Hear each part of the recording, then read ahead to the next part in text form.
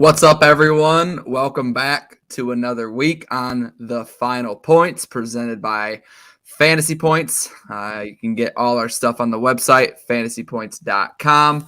Got our projections, ownership. Seems like we've had it for a while now, Matt, but U.S. Open's third major of the year already. Doesn't it seem like we literally just launched? Yeah, it's coming quicker than ever. And we start Masters week. Yeah. So it was a great week to start, and now it's rolling. This is our third major already. We only got one more. So yeah, it's week after week. It's going quicker, but it's getting fun. Zalatoris week. I love it. Let's go. We'll get into that.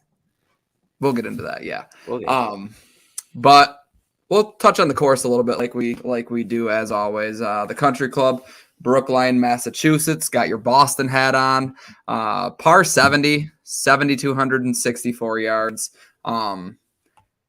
It's a U.S. Open, so obviously we know that it's going to play difficult. It's pretty clear. We see a lot of the top guys make their way towards the top of the leaderboard, and rightfully so. So I'll kind of get into how I'm going to build based off of how I think it's going to play this week. But Matt, a ton of par fours ranging from like 310 being the shortest to 510 being the longest. And then the par threes, there's a really short one, 131, the 11th, which I think is going to be one of the more difficult ones. And then a couple that play right around that 200-yard mark. But outside of that, I mean, it's going to be basically you're going to have to hit your fairways. I'm not too concerned about the rough off the tee, I guess, more than I am around the green. More around the green. Yeah. So that you never want to look at scrambling, but with as many false fronts as there are and roll-offs on the back side to side, like you look at the slopes on the green, like there's slopes literally everywhere. So guys are going to miss greens, even if they hit a close approach shot. A little too much spin, little too far. I mean, nobody's perfect in terms of proximity, and these guys obviously aren't extremely familiar with this course. You can only learn so much about it throughout the year. So what are you kind of looking at this week? Yeah, you gotta have it. You gotta have the complete game, and I know you don't want to rely on your scrambling, but this is going to be a week you're going to have to rely on your scrambling. You're going to have to make those 5 to 10 foot par putts. These are some of the smallest greens we're going to see all year, since smallest greens at a U.S. Open since Pebble Beach. Going to be firm and fast. If you're in the rough, there's no stopping that ball when it gets to the green. You're going to have to run it up if you want to hold it. So the guys are going to miss greens. Even the best players, best approach players are going to miss greens. It's going to happen. You got to have all-around game. Obviously, you said being in the fairway. I look at total driving a lot this week, but accuracy is at a premium. You're going to want to be playing from the fairway. I know it's every week, but it's going to be some thicker rough. It's a U.S. Open for a reason. It's a difficult test for a reason. The cream always rises to the top in these major championships, these U.S. Opens especially. So you got to have it. We're going to talk about the best players, this 10, 9K range. A winner's more than likely going to come from there. We're not going to we shouldn't really get a long shot. There's not going to be we met this week, a 17-year-old, whatever, winning a U.S. Open at Brookline. So it's going to be a fun event. It's going to be interesting starting tomorrow morning. I'm very excited to get into it. Yeah, and just talking about, like you said, it's going to be 10K, 9K, 8K. That's going to win it. And obviously we'll get into our builds, but looking at last year, Rahm won it. He was $11,200. Louis and Harris English were 2 and 3. Louis was 8-1. Harris was 7-3. And then like rounding out, there was only one guy in the 6K, obviously Guido Migliozzi, who came in red hot, like back-to-back second place finishes last year. Was it a surprise? Yeah. I mean, he was 250-1, but at the same time, it was a guy a lot of people were touting, so it didn't like come out of the blue by any means. He had form, and that's what a lot of people look at. But looking at the 12 guys, 12 guys that finished T7 or better last year, Matt, there was one guy in the 6K range, like I said, Guido, and then a lot of mid 8s, low 9s, and 2 guys in the 10K plus. So I don't think you really want to get down into the 6K range. Even look at the year Bryson won it. The only guy in the 6K range was Will Zalatoris, who was kind of a newer name, and we didn't know a ton about him, but he was $6,700. The rest, you look at Bryson won it 9.9. Wolf, Louis, and Harris English were all in the mid 7s. Xander was 10K. Dustin, JT, and Rory were all top 10. They were in the 10K. And then you had guys like Webb and Finau in the 9s. So a lot of like jam in as many guys in the middle and top as you can and move on from there. So there's Yeah. what. This if you find your guy, it could be one or two guys in that 6K range. Hold them. Don't really spread it out. The 6K range literally is local qualifiers. Literally people like me and you. Not saying me and you are good enough, but literally anyone can make the U.S. Open. If you go to the qualifiers, you make it through step by step by step. You're good enough. You can play. There's no. You don't have to be a pro for X amount of years. You pay the money. You qualify. Dom next year. You want to play in the U.S. Open. You better get practicing because you could literally play in the U.S. Open. So the 6K range is names you've never heard of. You're not going to really want to be down there unless you have some crazy inside information. You know something about one of these 6K 6,200 guys. But I know I won't be on one of those guys super low, so I'm making a more of a balanced build. So, but we'll get into it. The 6K range is just absurd. Yeah, not a week to get cute by any means. So Yeah. looking at that last 2 years, the DraftKings pricing, two guys out of 24 were priced under $7,100 that finished inside the top 10 over the last two U.S. Opens. So keep that in mind. I definitely did going over my builds. But with all that being said, let's get into the top of the board. 10K range. Scotty Scheffler, Justin Thomas, and John Rahm lead the way, rounded out by Rory McIlroy, Cam Smith, and Colin Morikawa. Our ownership projections, Matt, show a lot of these guys being fairly popular. It looks like most people are going to start somewhere up here. It seems like a lot of people are shifting towards JT and Rory based off of the recent wins, the way that they rayed out recently. Rahm and Morikawa will be right behind him with Scotty, and then Cam Smith is kind of the last guy in as probably the only guy in this range I think is going to come in under 10%. Yeah, definitely. And I'm seeing obviously, I feel like if these salaries came out the week after the RBC Canadian Open, Rory would be the highest price or maybe the second highest price guy. He's going to be 20 plus owned for a reason. He's got everything trending his way. The course makes so much sense for him. Yeah, Rory 25 to probably 25% in most contests. It's gonna have to be a fade for me because these guys are like, you got to split hairs between these guys, and I'd rather have a 10 to 15% X versus a 25% Rory who has the same to similar upside. So that's so you said, you spoke to me earlier, you said you're taking a bigger of a fade of this range, so you don't really love anyone here.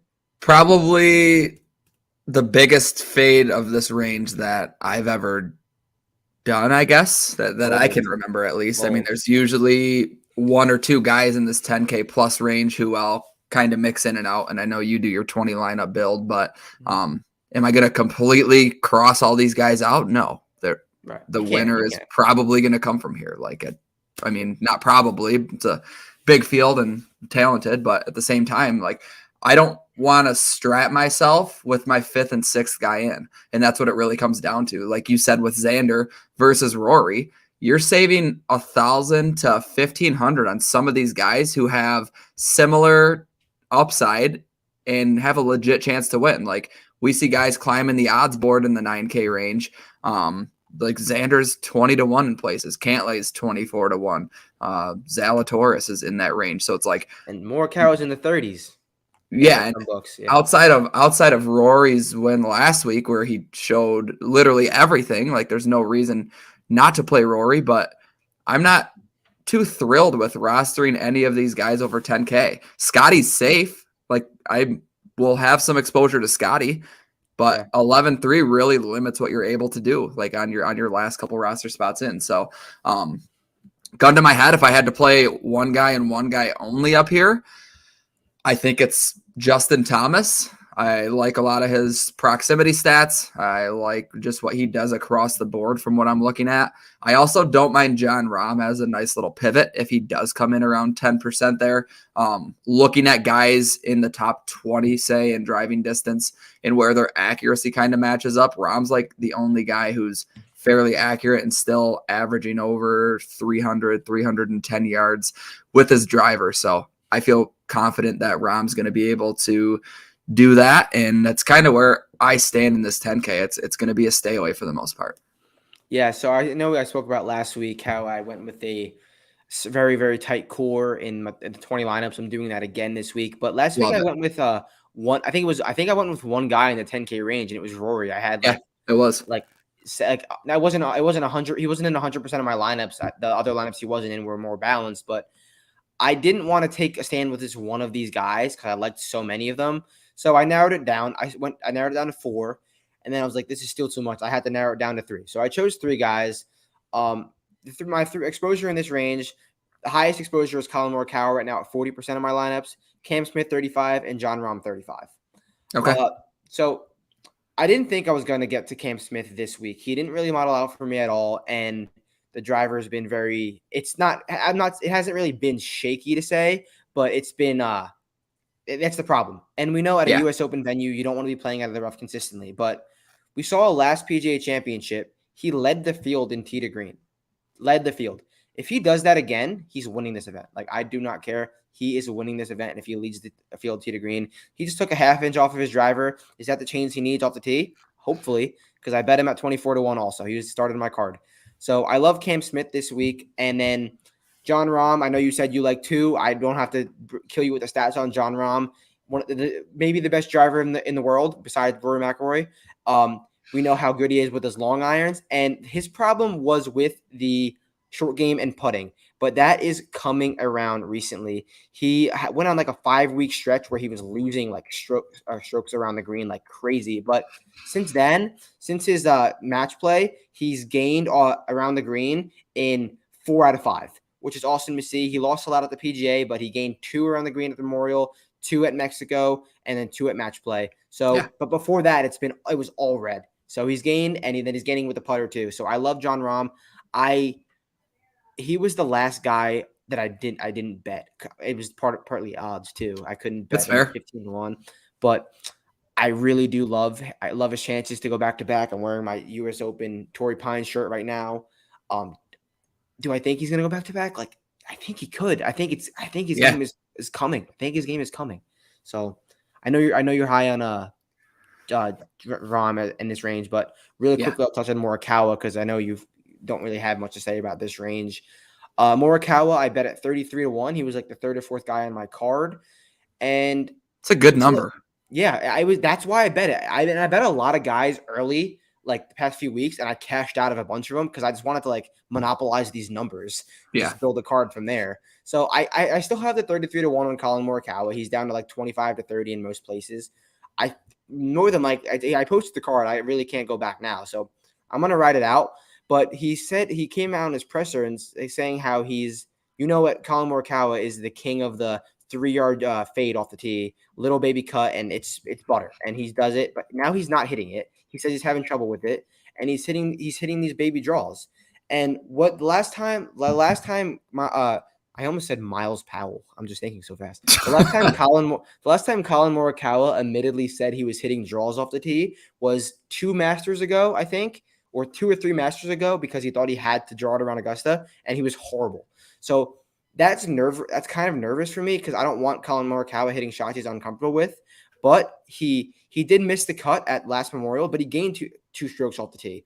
He lost it all with a short game and putting, which is totally fine because that's volatile for Colin Morikawa. Yep. But the ball striking besides that hasn't been like plus 15 strokes like we see sometimes, but it's been like solid. So I don't know. Like I don't know what I want to do because I told you about the Zalatoris thing, and I'll get there when I get there. But do I love this? Am I getting scared by this little draw? But like again, at last year's Open, he said, I don't like how my ball's interacting with the turf and how my club's interacting with the turf. Then he goes out and ball struck his way to winning the Open last year.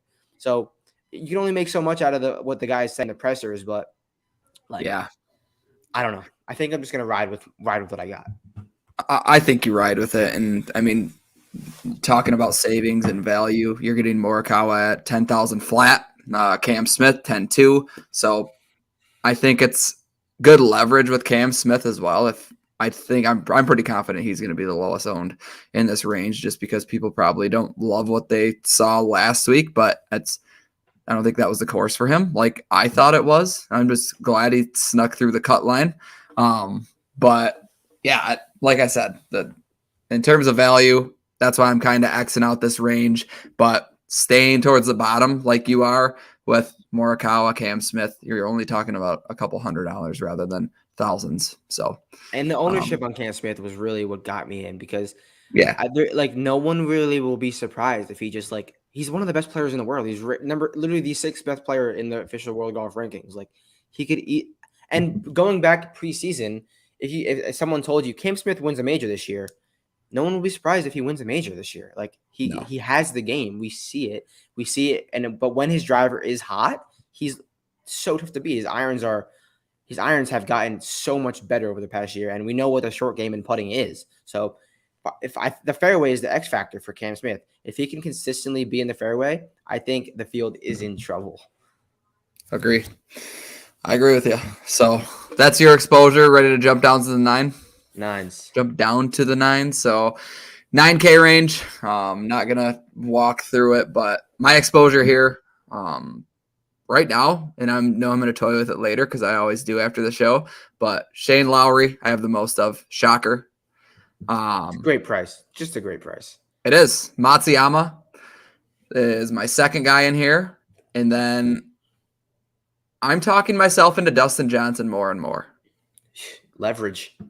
It is. It's a big leverage spot for sure. But I'll kind of start with Shane Lowry at the bottom there because he's probably going to be the most owned guy in my builds. PGA Championship T23 kind of hung around, didn't show us a whole lot. He was second in the field in bogey avoidance, so just kind of proved to what he has done over the course of 2022. I mean, doesn't even have a finish outside of the top 40 with a ton of top 10s and top 5 finishes. So he's continuing a hot 2022.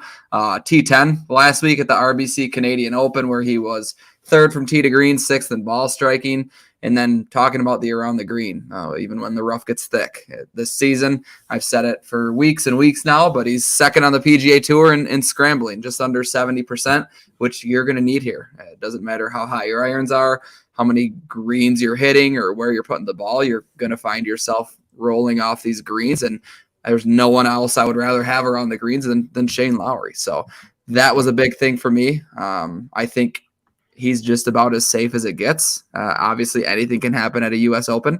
Any of these guys can blow up and be near the bottom of the field, and it wouldn't shock anyone. It's a U.S. Open. They make these courses for a reason. But Lowry has put all these courses to the test this year, and has he got a win? No, but at the same time, he's hung in there and given himself a chance to win. And like we say with Lowry every week, you look across the board, he does everything well. And I think that could just be enough here at the Country Club for Shane Lowry. Matsuyama, guy I don't even know if I've talked about with you on this show, like a guy that Not regularly.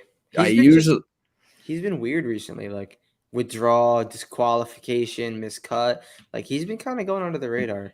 Yeah, and I said on the show with Sam last night in terms of betting, pretty good outright number for Matsuyama, but I feel like he's holding this little grudge in terms of getting that DQ with the marks on the face of his 3-wood. It is kind of reminding me of like Rahm last year. Got the COVID, had to pull out of the Memorial, which is the same event. Everyone kind of seen it coming. He had that 6-stroke lead, obviously was in the best form, and it wasn't even close. And I feel like we don't see that in this year's version of the U.S. Open, which is why I feel comfortable kind of fading that 10K range altogether. But long irons is what we want from Matsuyama. Difficult course, he's always popping up there. And then difficult par 70s I even looked at over the last 3 years. He ranked fourth in my model, and he's had good U.S. Open history. He knows how to play these types of tracks. I think the little break that he had is good for him, and I'm ready to see what he brings to the table this week. Yeah, I definitely like where your head is at with Decky, and especially Shane Lowry. Shane Lowry finished 10th last week, and he didn't even have his best stuff. He had like 4 3-putts, and he had like a top ball on one of the par 5s because I bet him last week, so I was tracking him. So I doubt he does that again, and it should only get better from there. So I definitely like that Lowry call. Where my ownership is in this range is heavy Patrick Cantlay. And I tweeted out Monday morning a picture of Patrick Cantlay in his Hugo Boss. Boss outfit, looking sexier than ever. I said every lineup. Well, I didn't get to every lineup, but he's one of my most owned guys this week, and I love it for multiple reasons. The stats continue to line up for Patrick Cantlay, but people don't like to play him in majors for good reason. He's been objectively bad in majors. Now that I'm seeing people are like actively hopping off of him after he was still pretty he was touted at the Masters, touted at the Players heavy. So now people are slowly starting to hop off him. I'm gonna jump on. I'm not a Cantlay guy by any means, and I just love how consistent he is with the driver. It's sneaky long and it's always very accurate. The irons were when like it took a little dip, but they're on the up now, which is awesome. And we know what we're getting with the short game and putting. It's awesome. We're going to need that this week. So I love Cantlay this week. I got 27-1 on him at Bet365. So I think that's awesome. And then Will Zalatoris, you know where both of our hearts are at with Will Zalatoris. Yep. I'm not going to continue to beat the drum. Difficult conditions, you play Will Zalatoris, eat the chalk, play him heavy. Do that. His ceiling is, I think his floor is T13. I think that's his floor. I might might miss the cut, but after I said that, but I think it's but how can you say that you can't really go against that until he proves us that he's not a contender in every single major? Yeah, the last time he didn't have a good finish was last year's Open when he withdrew for the back injury. Yep. And then Jordan is my last guy in this range, but I'm nervous now because, well, did you see the sick news? Yeah. So if you're watching this and didn't hear the Jordan Spieth news, apparently he has some stomach bug and it was throwing up, whatever. Doesn't feel good, but I feel like he won't play if he can't. So hopefully that's not after lock, which would kind of ruin 30% of my lineups. But I'm gonna take the risk, especially if people are hopping off. And why I like Jordan Spieth so much is I feel like he's one of the few guys that has two avenues to success this week. If you dive into Jordan Spieth's off the tee numbers and you didn't see what the name was, you would think it's like John Rahm's numbers because he is just crushing the ball off the tee, and I just don't know where it came from because he did all the pre-shot routine looking all funky, and out of nowhere, boom, he's like one of the better drivers on tour now. And the approach is what drives Jordan Spieth. He's found something the last 4 months with the irons. After he had that good run at the end of last year, then it went downhill again. It's back, but the irons have been back and they've been back heavy. What let him down is the putter, and it's been bad, objectively bad. But in the last 3 out of 4 weeks, I believe, he's gained with the putter, and he gained 5 strokes at the Memorial after changing his putter. So that's the approach and off the tee to green game is one avenue. And then we get the short game if it becomes an up and down contest, which we know Jordan Spieth is the best chipper ever, maybe ever. So I think he has 2 avenues to success. I got nervous with the flu, but I just can't. I would feel horrible if I cashed out of my Spieth bet because I got him 35-1 on DraftKings when they reset last Saturday. I would feel horrible if I cashed that out and then he went on to win. So I'm just going to ride it. I can't make any changes. I said I was, and I said I was going to because if you're watching on Twitter, PointsBet just came out with a promo. If it's still up, go check. They reset everyone's odds for an hour. I bet a Will Zalatoris at 50-1. So I had room to make another change, but I think I'm just going to go with my gut after talking with Dom. Yeah, I don't let little things like that kind of sway me, especially on a Wednesday. Obviously, it makes you think, but you're better off just not even diving into it and just keeping your head down and going after it. My Dustin Johnson thing, Matt. Yeah, sub 5%. That's all you need to say, to be honest. Sub 5%, Dustin Johnson in the low 9K range. His U.S. Open history speaks for himself. Obviously, he was a lot younger when he had his win in 2016, 3rd in 2018, 6th in 2020, even 19th last year. Gained strokes on approach each of the last 3 at the U.S. Open, putting each of the last 2. And the only reason I bring up putting is because that's the only thing really holding him back. He's lost strokes putting in 4 straight events, which He's not the best putter in the world, but he definitely isn't the worst. I mean, when he has his days on the greens, he has his days. His missed cut at the PGA Championship, he gained almost 4 strokes on approach. So I think my main thing with Dustin Johnson is what he's able to do off the tee and the spot that he's going to be able to put himself in, I think is going to be enough to kind of propel him in this range. And I think he can contend. I have hesitation with some of these live guys, but at the same time, don't you think they just want to go out and prove to the PGA Tour, like, look at me, like I just won your major and now you won't see me for a month? Yeah, that'd be like hilarious. I would love a storyline like that. And he's probably, him and Louis are probably the only 2 realistic winners. I don't know where I feel. I'm on Louis. I know. I know you're on Louis, and I like that too. But I just think these guys don't exactly have something to prove, but like want to prove everything that they're going through in the not going through, but the media is talking about them, the PGA doing their whole suspension thing. Just what DJ's able to do off the tee, I think is going to be enough. Difficult courses over the last year, he ranked 17th in my model. 2 years, he ranked 9th. And then difficult par 70s over the last 3 seasons, he was 3rd. And then U.S. Open strokes gained total, he's in the field's top 10. So you can't talk me out of Dustin Johnson. I will be playing him at 9.4, and I don't see the ownership getting above 5%. I really don't. No, there's too many names. There's too many names for someone to go with a Dustin Johnson they're not sure about, especially with all the stuff going on. And the guy, everyone's going to Xander because he just can't finish worse than 5th, but he'll never be in contention. But that'll work in a DFS game. So a top 10 Xander at 9.6 is fine. Like cash lineups, CC, I know one of our golf subs who's watching every week, Xander, lock him into your cash games. I'm comfortable with that. You can start there. You can start with Xander if you want. And then just build. He's going to garner just a lot of ownership for GPPs and stuff like that. But and rightfully so. You can get different elsewhere. Rightfully so, for sure. Yeah. Because it's this, when you name a player, what do you need to do well at the U.S. Open? You got to be long and straight. You got to be really good with your long irons. But when you do miss greens, you got to have a great up and down game, and you got to make a few putts. That's Xander Schauffele. That is Xander Schauffele. But that's him in a lot of weeks too. And it just never seems to pan out. And I get so mad when I play Xander Schauffele and bet him. So I'm not playing him or betting him because I don't want to deal with it. So, but he does. It just makes so much sense. And that's why he puts up these nice finishes without never really kind of going under the radar. So Xander, yes, makes sense. Will I be playing him at 25%? Hell no. Cash lineup, play him. Agree. Why don't you just throw all your money on him for a top 10? I don't bet top 10s, but if I did bet top 10s, if I did bet bets, yes, then do it. But I do. That'll do it for the 9Ks for me. Yeah, for sure. 8K.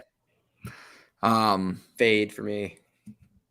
I can't believe that. I know. Well, where I went pretty heavy up top. You did. You got a handful of guys up there. Yeah, I got one in here. So you go first, then I'll talk about my guy last. Okay, I talked a little bit earlier with you on who I think is going to win at 8.4K. Daniel Berger, always a Berger guy. I think what he showed at the Memorial convinced me, if it didn't already, at the Charles Schwab. Where his health is at, he looked awesome in those 4 rounds at Murfield Village.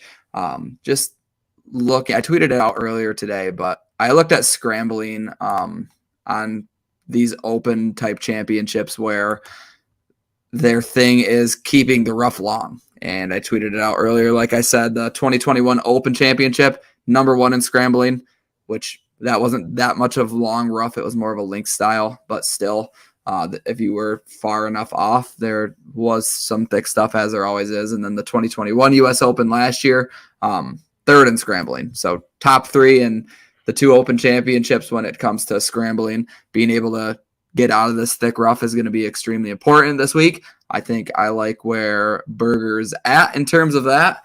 But in his top 5 or T5 at the Memorial, he was #1 in par 3 scoring from 200 to 225, which we'll see a couple this week.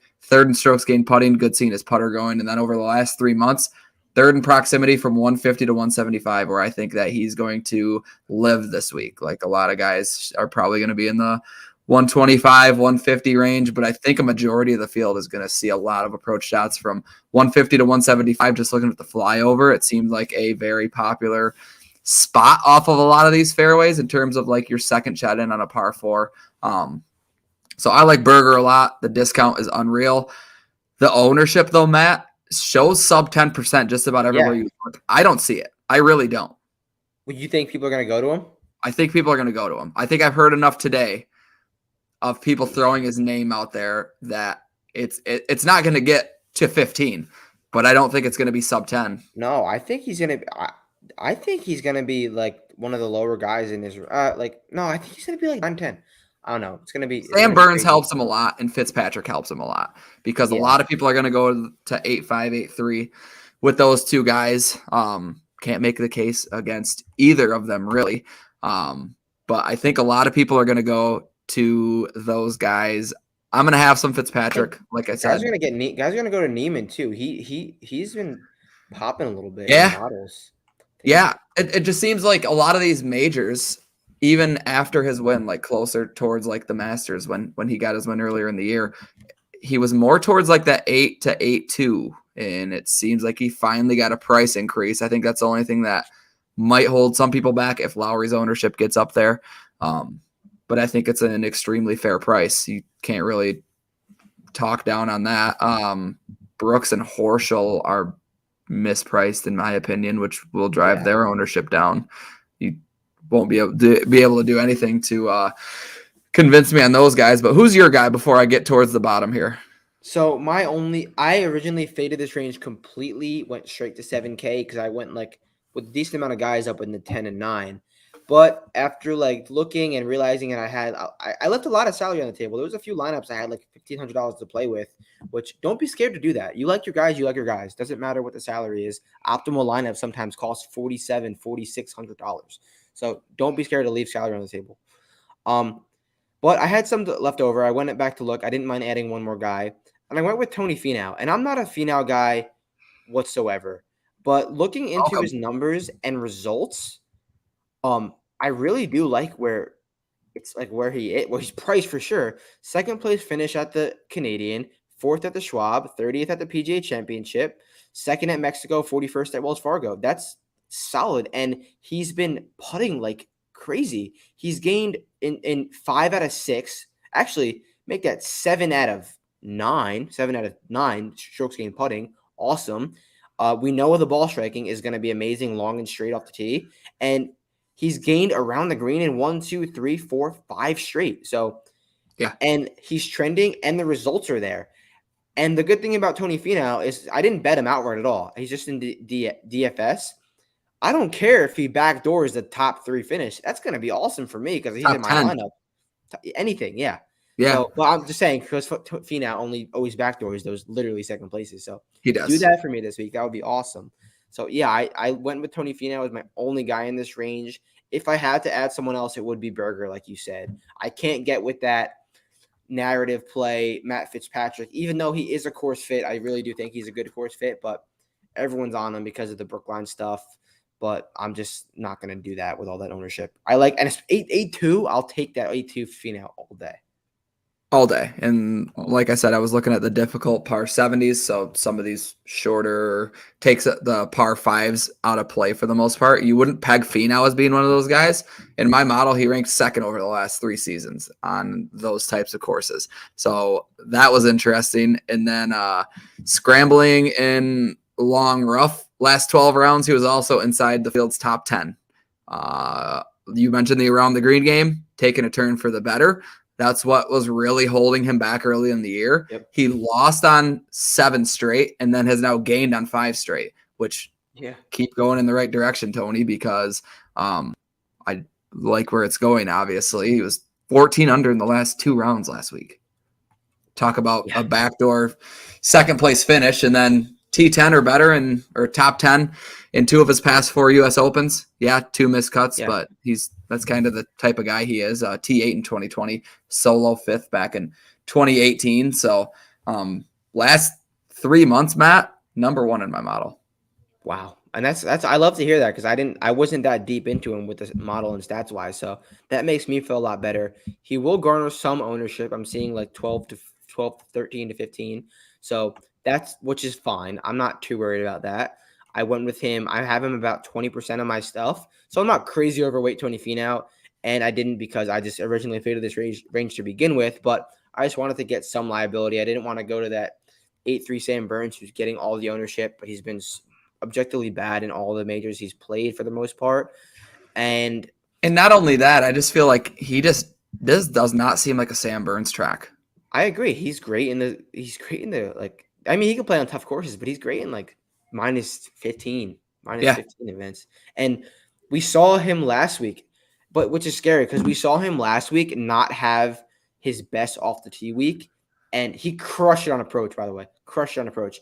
But when he got into like when he was close and contending, I said last week he has that right miss, and he misses in the thick rough a lot. We're gonna have that here. Yeah, I don't want Sam Burns to be playing out of the thick rough. So, I just don't love him at these major venues. So I'm Finau, and that's it. Anyone else you're on in this range?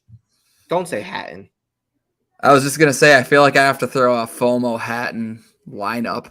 Maybe one of those free ones. I don't know if I tweeted pretty late last night. There's a lot of free contests that like play guys who you wouldn't play in a real cash game. Like Bryson.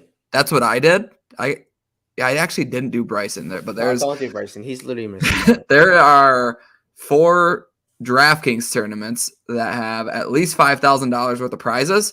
Throw 4 lineups in there. Like if you're watching this show, throw 4 lineups in right now. There's no reason not to. Just going to boost your account. Like the top prize, there's $1,000 or so to be had in the 10K one. Someone's got to win it.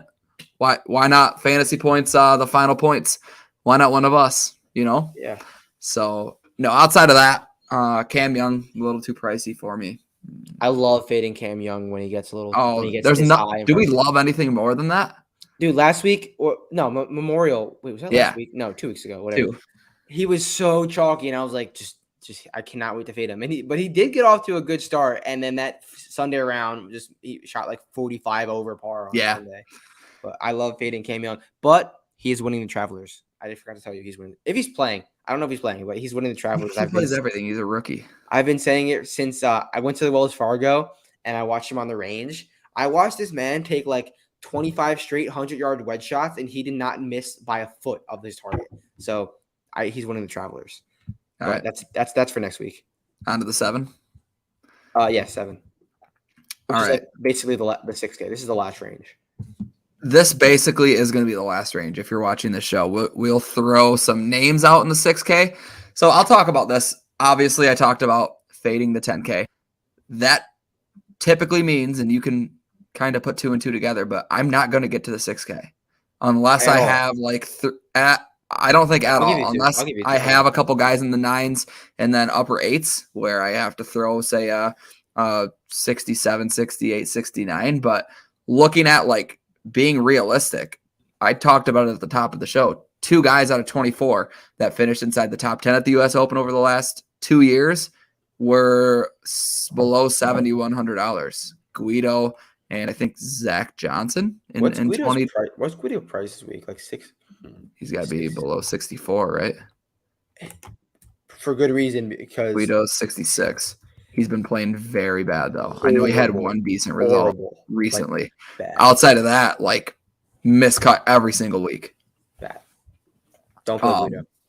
But 7K, who is your highest owned player in this range? Any price? Corey Connors and Sung J M. It was Russell Henley, but I got some of that ownership to Finau. Corey Connors and Sung J M. And you guys, if you're listening, you guys already know the Sung J M thing. He's going to be the highest owned guy in U.S. Open history. I went 50% Sung J M. He rates out too well for me, and the price point is just stupid. It's free. So, it's a free square. Free square. So what are you seeing his ownership at now? And I was going to fade him, but his ownership when I saw it, when I was building, was a little less than I figured it would be. We'll see how it actually pans out. So I'm seeing 18. If he's 18%, I am happy. You're seeing 20s, Yeah. 27? 27 on ours. Let me go. Drew Matthews Fantasy Golf Bag has free PGA Tour ownership as well. I always refer to that site. Let me see. Do you have any other spots you go to for ownership? I just use ours and Run Good. Okay. Showing M on his at 13, 14. If he's on, listen, if he is, people might be scared off because everyone's like, he's so high owned. I'm not going to play him at 27. People do that. So if that's the case, I hope it is the case because I'm 50% Sung J M, and the stats, you guys know the stats already with Sung J M.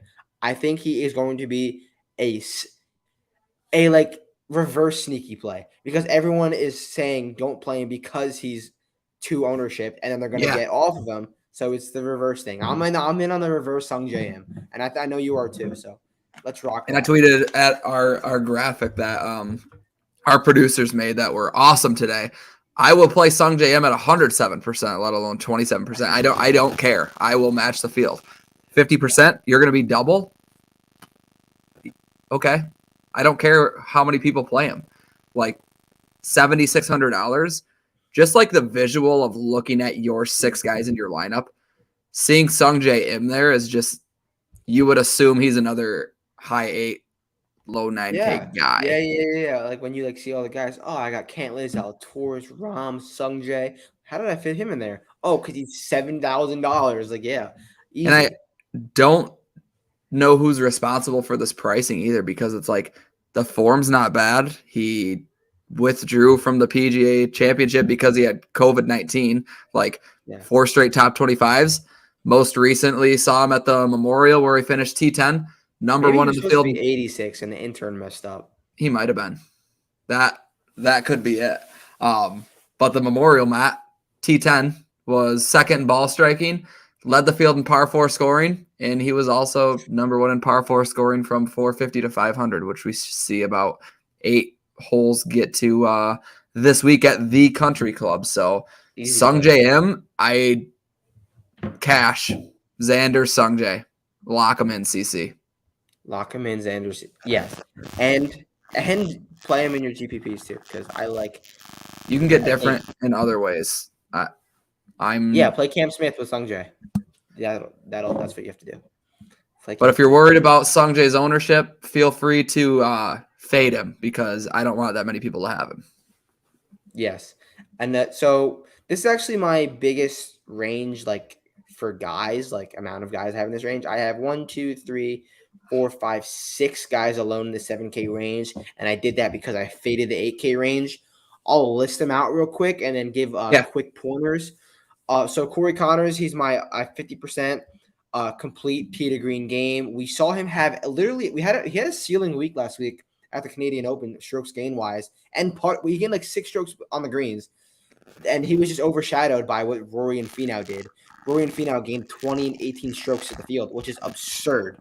And Corey Connors played awesome. So I'm going to keep that riding that Corey Connors wave. Great tee to green player. And very small greens, which bows into him well. He'll have less 3 putts to have. Louis Oosthuizen, same exact thing as your Dustin Johnson thing. U.S. Open killer, live guy, sub 5%, no brainer. I'm playing something to prove. Something to prove. It didn't take me hard to get on him. Obviously, Sung Jae, we talked about him. Russell Henley, and Russell Henley is my guy every single week. 7,300 is so easy. So easy. He's so good with his irons, tee to green. He ranks 2nd or 3rd this year on approach. He plays out of the fairway at a very high rate, and his short game is sneaky good. The putter does hold him back for sure, but 7,300 was a no-brainer. Small greens. And then he's going to make everything. Exactly. Oh, I hope so. And then the final two, and I did sprinkle some Henley 150 to 1 from the staff picks. He was I don't hate that. I don't hate that at all. He was his final group at last year's U.S. Open. Literally final group. And then the final 2 guys are Luke List and Kevin Na. Luke List, easy tee to green machine, long iron machine. Short game, excellent. Putting, god-awful. So just chip in Luke List. Or just hit everything to 3 feet. And then Kevin Na, I kind of want to talk about for like more than just 1 second. Let's do it. I've been riding this Kevin Na train for what, like a month now, Yeah, and since the Masters. since the Masters since the Masters he gained 9 strokes on approach. Since then, RBC Heritage +4, Mexico Open +7, PGA +3, Charles Schwab +7. Where has this iron game came from Kevin Na? I have no idea, but we know he's going to play out of the fairway, and this it's not like he's gaining this at like the Sony Open where it's Right. like just a flip wedge in every hand. So, and then he went to live, had a pretty bad finish. People don't want to play Kevin Na. 7K flat from this iron game is insane. And then the short game is there. We know the putter is there. Play to the fairway, have another ceiling iron week. I hope it was an easy for me to get on Kevin Na. I just could not pass that up at 7K flat or Yeah, 72, whatever it was. Another great price for a guy like that, and you see a lot of that. That's why you don't have to get to the 6K really, because there's so much upside from like 74 down. Yeah. One of my highest owned guys, and I've been waiting for him to pop, is Justin Rose at 7-1. Obviously, you won him last off week, right? of yeah, but off of a 60 on Sunday, obviously coming in as good a form as anyone. He just set the course record at a place that wasn't easy by any means, but guys were able to go low. But when you're putting it to 3 feet on every approach shot, you're gonna get birdies. Or if you're just putting them in from 136 yards out, like he did on the first hole, that kind of jump started his round. But looking at even like the last 3 months, and I know even looking at like the Masters and doing research for some of these tournaments that Rose has been in leading up to this, his proximity numbers from like 125 to 150, 150 to 175 over the last 3 months, there's nobody better at those two combined than Justin Rose in the entire field. He's inside the top 6, only guy inside the top 6. I'm looking at proximity because of these false fronts, because of the ball being able to run off these sides. If you're going to put it close, I want you to put it literally as close as possible. And I want someone who's doing it consistently. And that's Justin Rose at $7,100. I don't know where the price would be if we saw the 60 and we saw the top 5 finish last week. I don't think it'd be much higher, maybe 74, 75. He kind of lives in this mid to low 7 range. So it's not a shocking price by any means, but I think $7,100, like if Justin Rose is my last guy in on my DFS lineup, I'm more than happy. Adam Scott, I feel the same way. I feel What like is his price? 72. And I feel like sometimes it's just like a price play, a guy who has played in his fair share of US Opens. The Memorial T67, not good, but second in approach, third in total proximity. Yeah. That's enough for Adam Solid. Scott to be running into this event. That's enough for me. Do you have any Taylor Gooch? Because I feel like he's finally priced appropriately. Yeah, sadly no, but there's no reason I don't. I just like the other guys better, but you know how high I am on Taylor Gooch on a weekly basis. He didn't look good last week really at Live when I watched some of it, but I don't know. He's kind of a guy that is something to prove. I feel like just a few weeks ago at the PGA Championship, he was like $8,600 or Yeah, he was in or the mid to upper 8s. yeah, And he finished T30. It's good, yeah. Like he did fine. And led the field in bogey avoidance. Yeah, he's literally a god level chipper of the ball. He's really good at chipping. So I didn't get there, but like I could, but I'm not going to because I just want to keep that core really tight. Tight core. What's his ownership looking like? Gooch. Let's see. Taylor Gooch. You're looking at. Do you want me to tell you? Oh my god! I just saw. In both spots, I'm looking at about 5%. Listen, you know, a lot of these old golf fans are just crossing every live guy out. That's why these ownerships are getting pushed down. So he's what, 75? Wait, a $7,500 Taylor Gooch or $7,600 Louis Oosthuizen at the same ownership. Yeah, I'm taking Louis. I, But but Gooch has played a whole lot better over the last 6 months, this is 7, going to 8 be a months. decision I will be making tonight. Split it down the middle.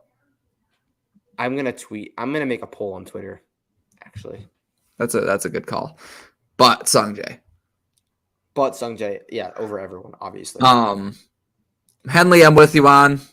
Davis Riley's going to be popular, but he's worth a sprinkle, I would say. Don't know how much I will exactly get to him.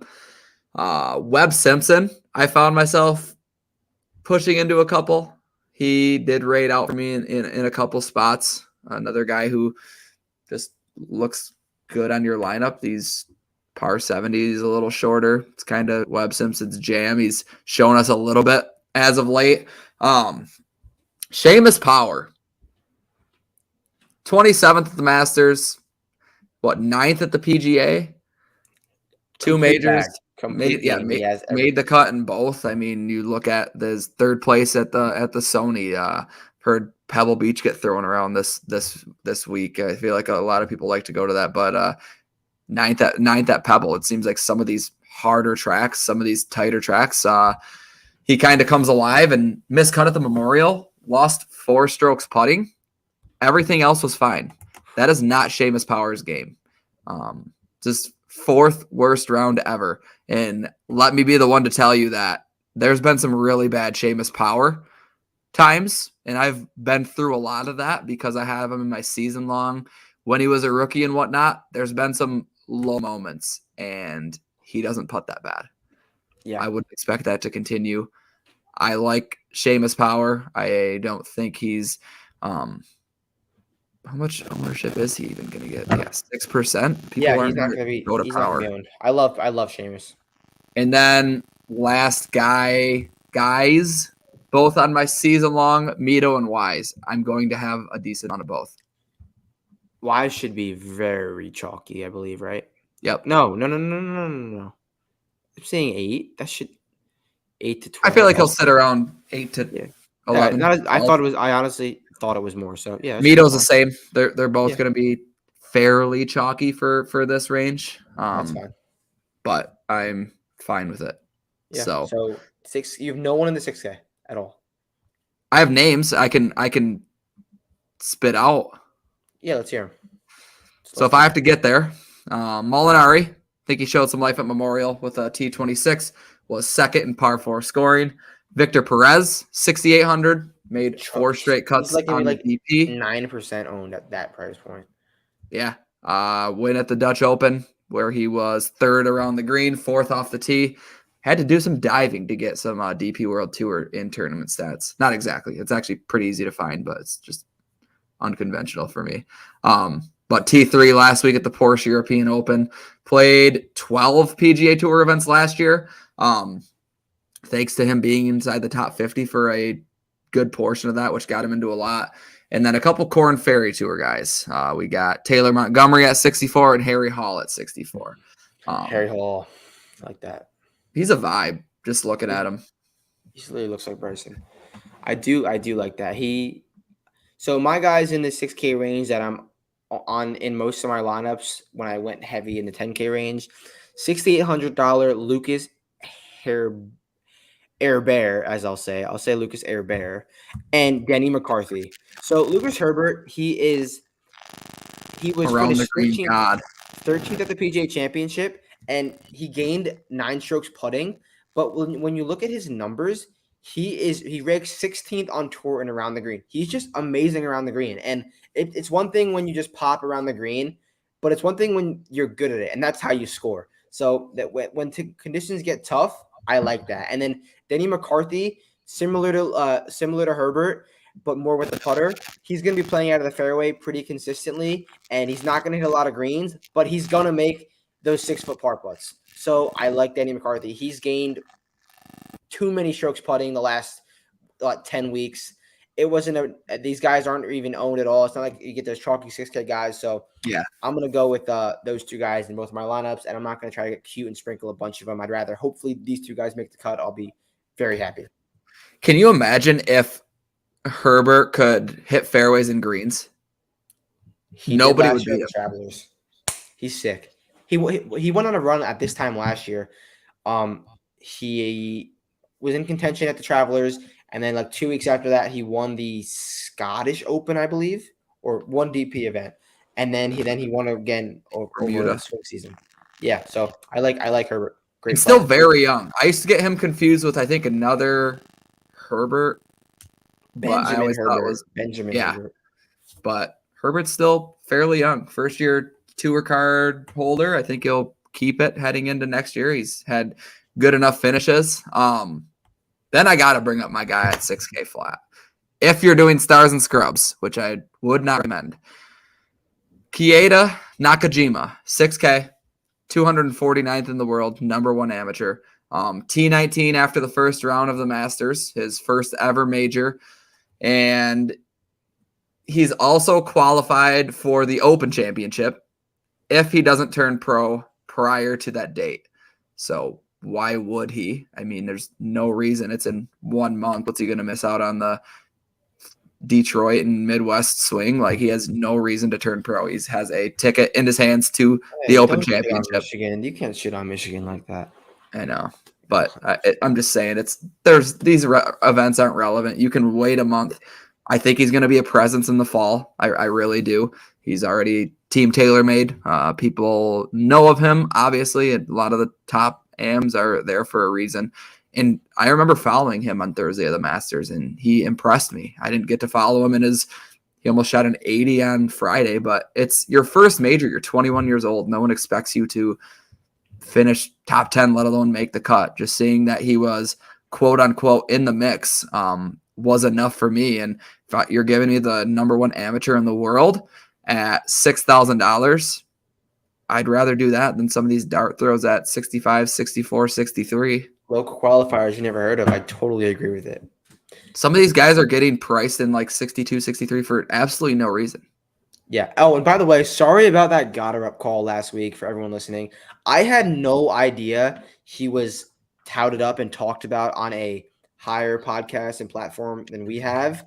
He was like at minimum 10% every single contest. I had no idea that was going to be the case. When I woke up and saw he was 11% owned, I was like, there's no way he makes this cut. But I still like his future, and I still have a lot of stock in him going forward.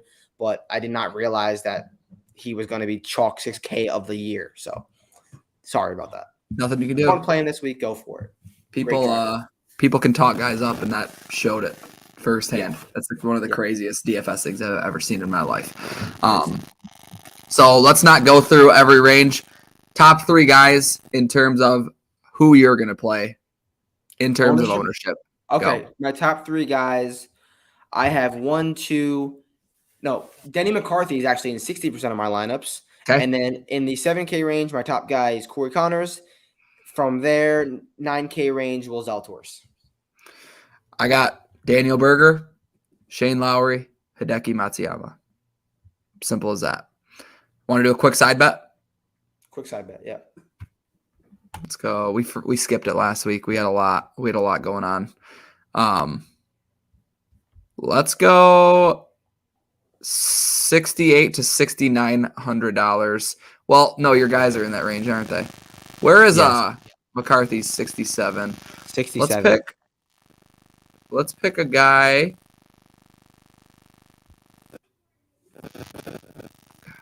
I suck at picking this, Matt. All right. 7,000 flat. We each pick one guy. I'll give you the first pick. Okay. Highest finish. Luke List. Easy. Okay. I'll take I was going to be risky. Yeah, I am going to be risky. I'll go Thomas Peters. I was going to pick him. I knew you were going to. Thomas Peters versus Luke List. So that'll do it for the Final Points U.S. Open edition. Thanks, everyone, for joining. Good luck this week. Remember to join all the free contests. Remember to go over to fantasypoints.com. Check out all the content, ownership projections, DFS projections. We will see you next week. Thanks, Matt. Have a good week.